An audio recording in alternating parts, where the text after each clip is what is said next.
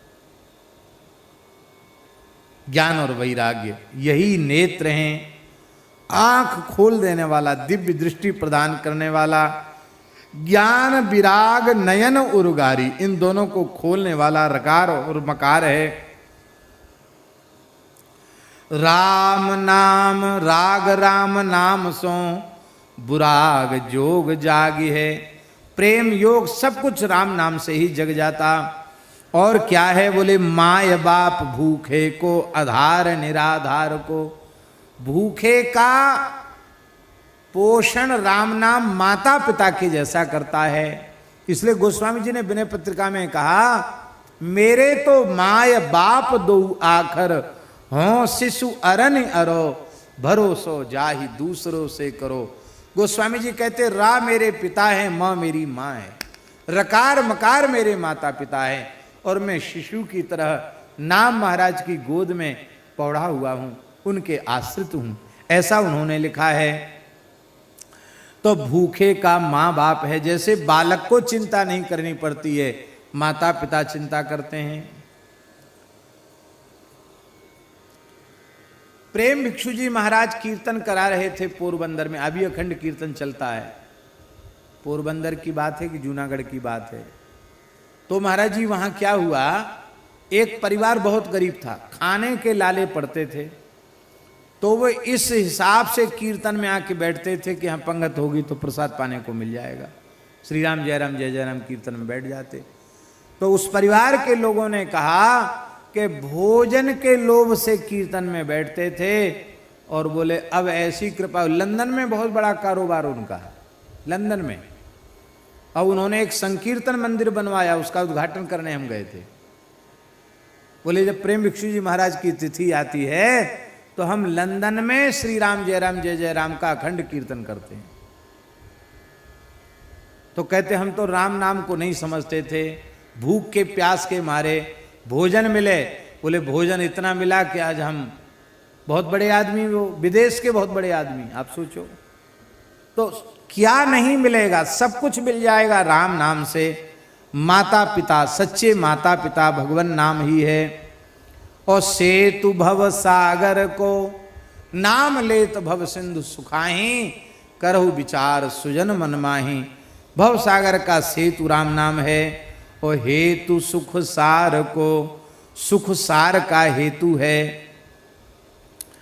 अर्थात राम नाम के आश्रय के बिना सुख सार सर्वस्व किसी को प्राप्त नहीं हो सकता। अंतिम बात, पतित पावन राम नाम सो न दूसरो। राम नाम के जैसा दूसरा कोई पतित पावन नहीं है। प्रमाण, बोले हाँ प्रमाण है। तुलसी सुमिर सुभीम भयो, तुलसी सो ऊसरो। कहते तुलसी सो ऊसरो, हम ऊसर थे, न ज्ञान था, न भक्ति थी, न वैराग्य, कुछ भी पैदा नहीं होता था। लेकिन राम राम करते करते ज्ञान वैराग्य भक्ति की फसल लहलहा रही है हमारे भीतर। ऐसा गोस्वामी तुलसीदास जी महाराज अनुभव कर रहे हैं। ऐसा राम नाम है, सुमिरि सने सो तू नाम राम राय को। इसी के साथ